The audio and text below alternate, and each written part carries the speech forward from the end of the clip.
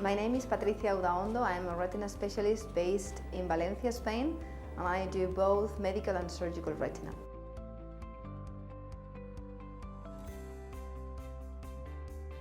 The truth is that I couldn't believe that a new treatment could really make an impact on my clinical practice, but it did. Since I use 8 milligrams and I saw really how could I extend the intervals between treatments, now I have considered to change the flow of the clinic. So I have two different kinds of patients.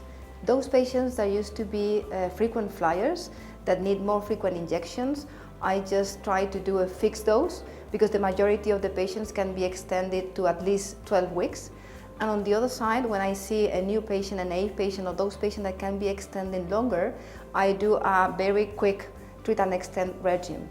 But I need to really check that the patient is stable. So I do clinic, so the OCT, the visual acuity, and the injections, and then we do like a kind of clinical or digital clinics, and we just check the test and decide if the patient can be extended or not. So the truth is that as the majority of the patients can be extended very fast, by controlling the disease very well, I feel more comfortable, and I have really decided to change my clinics.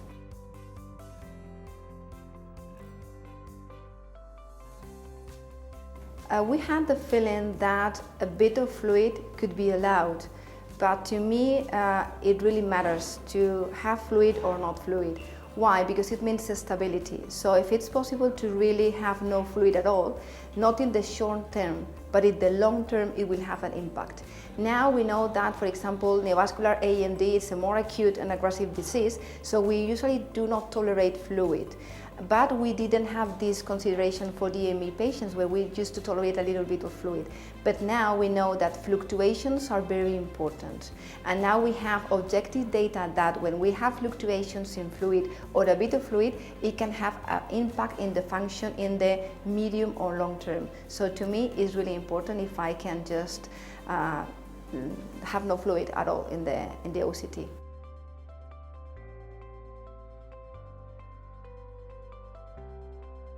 I've been very fortunate to already have used the prefilled syringe of 8 milligrams, and it really made a difference. Why? Because I think the first aspect is that it's very important to be sure about the doses.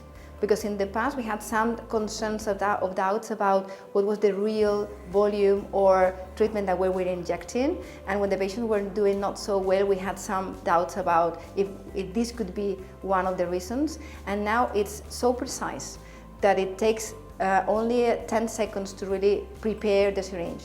And so we have a fixed dose, very precise, accurate doses, and very clean and sterile and very easy to inject, which is also very important. So we had a kind of resistance with the previous syringe, and we haven't at all with this new syringe.